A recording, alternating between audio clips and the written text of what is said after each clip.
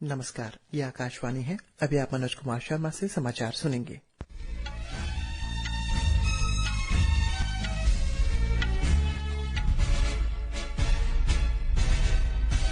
पहले मुख्य समाचार।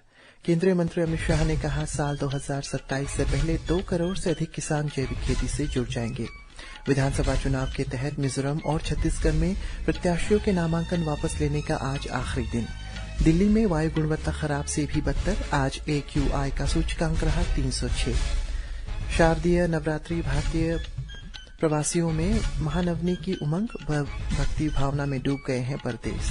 और चौथा एशियाई पैरा गेम्स, भारत ने 4 स्वर्ण, 5 रजत और 3 कांस्य सहित 12 पदक जीते। अब समाचार विस्तार से। केंद्रीय सहकारिता मंत्री अमित शाह ने कहा है कि देश में 2027 से पहले 2 करोड़ से अधिक किसान जैविक खेती से जुड़ जाएंगे। उन्होंने कहा है कि देश में बहुत सारे किसान अब जैविक खेती की ओर कदम बढ़ा चुके हैं और सरकार किसानों को जैविक उत्पादों का लाभ सुनिश्चित करने के लिए काम कर रही है। श्री शाह ने कहा है कि दिल्ली में राष्ट्रीय सहकारी निर्यात लिमिटेड NCEL के लोगो, वेबसाइट और विवरणिका का शुभारंभ करते हुए ये बात कही। सहकारिता मंत्री ने कहा है कि देश में जैविक खेती को बढ़ावा देने के लिए कई पहल की गई है और केंद्र सरकार का लक्ष्य देश के सहकारी क्षेत्र को मजबूत करना है।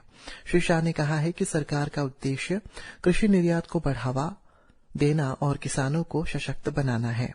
उन्होंने कहा है कि राष्ट्रीय सहकारी निर्यात लिमिटेड सहकारी समितियों को निर्यात के अवसरों की सुविधा प्रदान करने के लिए बनाई गई है और ये किसानों, सहकारी समितियों और वैश्विक बाजार के बीच संबंध बनाने की मदद करेगी। इस अवसर पर केंद्रीय वाणिज्य मंत्री पीयूष गोयल ने कहा है कि G20 शिखर सम्मेलन के दौरान प्रधानमंत्री नरेंद्र मोदी ने वैश्विक जैव ईंधन गठबंधन की शुरुआत की थी और भारत इस गठबंधन का नेतृत्व भी कर रहा है। ये गठबंधन इथेनॉल और अन्य जैव ईंधन के बारे में दुनिया में जागरूकता पैदा कर रहा है। श्री पीयूष गोयल ने कहा है कि इससे मांग बढ़ेगी और भारत के पास उन मांगों को पूरा करने की संभावनाएं भी होंगी। श्री गोयल ने कहा कि देश में कई कंपनियां इथेनॉल का उत्पादन करती है। अगर सरकारी क्षेत्र भी पहल करता है तो देश इथेनॉल की बढ़ती मांग को पूरा करने में सक्षम होगा। मिजोरम में एक ही चरण में छत्तीसगढ़ में पहले चरण के लिए होने वाले विधानसभा चुनाव के लिए नाम वापस लेने का आज अंतिम दिन है। इन निर्वाचन क्षेत्रों के नामांकन पत्रों की जांच की जा चुकी है। मिजोरम की सभी 40 सीटों जबकि छत्तीसगढ़ की कुल 90 में से 20 सीटों पर 7 नवंबर को मतदान कराया जाएगा। मध्य प्रदेश में एक ही चरण में छत्तीसगढ़ से दूसरे चरण के लिए नामांकन पत्र इस महीने की 30 तारीख तक जमा कराए जा सकते हैं। मध्य प्रदेश की सभी 230 और छत्तीसगढ़ की 70 सीटों पर अगले महीने की 17 तारीख को चुनाव कराए जाएंगे। राष्ट्रीय राजधानी दिल्ली में आज सवेरे वायु गुणवत्ता बहुत खराब श्रेणी में रही। आज वायु गुणवत्ता सूचकांक AQI 306 मापा गया, जबकि कल रविवार को यह 302 था। दिल्ली में इंडिया गेट, कर्तव्य पथ, नेहरू पार्क और 3 मूर्ति मार्ग में कोहरे की घनी परत छाई रही। दिल्ली में कुल वायु गुणवत्ता खराब से और बहुत खराब श्रेणी में आ गई है। दिल्ली के मुकाबले मुंबई में स्थिति कुछ बेहतर रही, जहां AQI दिल्ली के से कम था, लेकिन ये कुछ इलाकों तक ही सीमित रहा। मुंबई में वायु गुणवत्ता की बिगड़ती स्थिति को देखते हुए मुंबई नगर निगम ने चेतावनी दी है कि यदि निर्माण स्थलों पर प्रदूषण नियंत्रण के उपाय नहीं किए गए तो निर्माण कार्यों पर रोक लगा दी जाएगी। मां दुर्गा की शक्ति उपासना के पर्व नवरात्रि का आज 9वां दिन है। शारदीय नवरात्रि के 9वें दिन महानवमी पर्व को भारत के अलावा विदेशों में भी भारतीय प्रवासियों द्वारा मनाया जा रहा है। ये दिन त्योहारों के सबसे महत्वपूर्ण दिनों में से एक माना जाता है। 9 दिनों तक चलने वाले ये त्योहार पूरे भक्ति और उत्साह के साथ मनाया जाता है। ये पर्व राक्षस महिषासुर पर देवी दुर्गा की विजय का भी प्रतीक है। नवरात्रि का उत्सव अमेरिका, ब्रिटेन और विदेशों में कई अन्य स्थानों पर भी बड़े उत्साह के साथ मनाया जा रहा है। विदेशों में तरह तरह के डांडिया और गरबा कार्यक्रम आयोजित किए गए। सेंट्रल जर्सी के इंडो अमेरिकन कल्चरल फाउंडेशन ने इस साल का गरबा आयोजन मोनरो में एक नए स्थान पर आयोजित किया। यहां पर भारतीय उपमहाद्वीप के निवासियों की अत्यधिक आबादी है। ब्रिटेन में हेरिटेज बंगाल ग्लोबल ने दुर्गा पूजा उत्सव की तर्ज पर टेम्स नदी पर देवी दुर्गा की मूर्तियों के साथ नाव की सवारी की एक अनूठी प्रतिकृति को प्रस्तुत किया। देशभर में शारदा नवरात्रि के 9वें दिन महानवमी पूरी श्रद्धा भक्ति से मनाया जा रहा है। पश्चिम बंगाल में नवदुर्गा उत्सव के समापन होने में केवल एक ही दिन बाकी है। दुर्गा पूजा के समापन के अवसर पर पंडालों की सजावट और मूर्तियों की भव्यता श्रद्धालुओं को आकर्षित कर रही है। मंदिरों, पंडालों और घरों में नवमी अनुष्ठान किए जा रहे हैं और कुछ जगहों पर आज भी कुमारी पूजा का आयोजन किया जा रहा है। वहीं केरल में महानवमी के पूरे भक्तिभाव और श्रद्धा के साथ मनाई जा रही है। इस अवसर पर राज्य के प्रमुख मंदिरों और विशेष पूजा और अनुष्ठान आयोजनों में आयोजन की जा रही है। कल विजयदशमी का पर्व मनाया जाएगा। देवी सरस्वती आरक्षा देवी की पूजा के शुभारंभ पर राज्य के विभिन्न धार्मिक स्थानों और संस्थानों में कल विंध्यारंभ का आयोजन भी किया जाएगा। प्रधानमंत्री नरेंद्र मोदी ने पूर्व उपराष्ट्रपति भैरों सिंह शेखावत की जन्मतिथि पर उन्हें श्रद्धांजलि अर्पित की। एक सोशल मीडिया पोस्ट में उन्होंने कहा है कि भैरों सिंह ने देश के लोकतांत्रिक ताने बाने को मजबूत करने में महत्वपूर्ण भूमिका निभाई।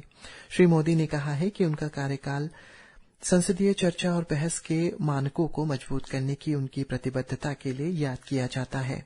प्रधानमंत्री ने पूर्व उपराष्ट्रपति के साथ अपनी बातचीत के कुछ अंश भी साझा किए। श्री मोदी ने देश के लिए पूर्व उपराष्ट्रपति भैरों सिंह की परिकल्पना को साकार करने के संकल्प को दोहराया।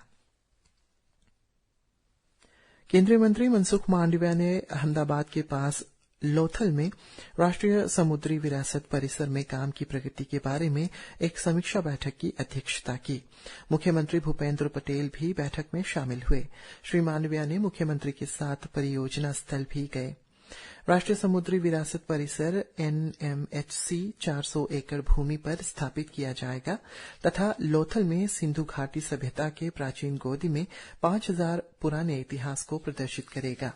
इस परियोजना में लाइट हाउस, नौका संग्रहालय और जल दीर्घा सहित कई अन्य आकर्षण होंगे।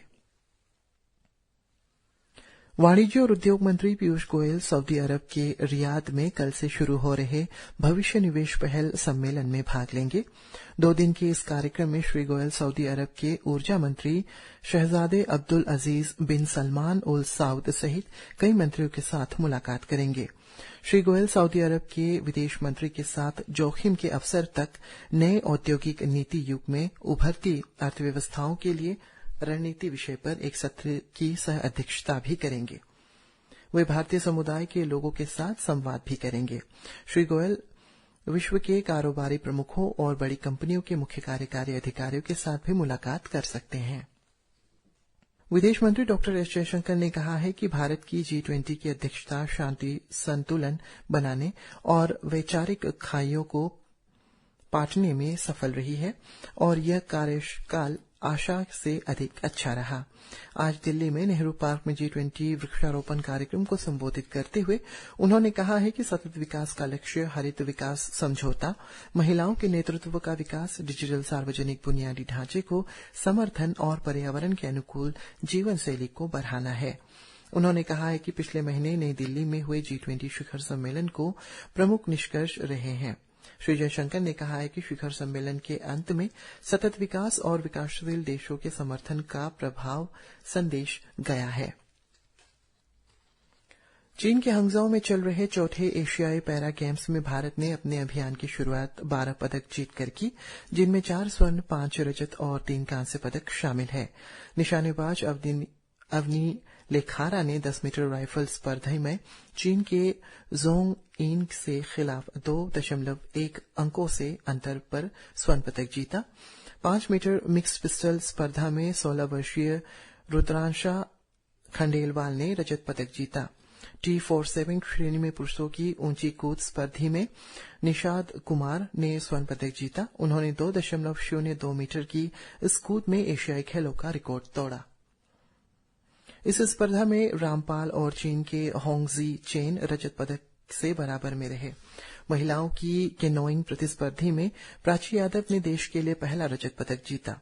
उन्होंने महिला केनोइंग VL2 के फाइनल में ये पदक जीता। प्रधानमंत्री नरेंद्र मोदी ने अपने सोशल मीडिया पोस्ट में प्राची यादव को उनके शानदार प्रदर्शन के लिए बधाई दी। इसी के साथ ये समाचार बुलेटिन समाप्त हुआ। नमस्कार।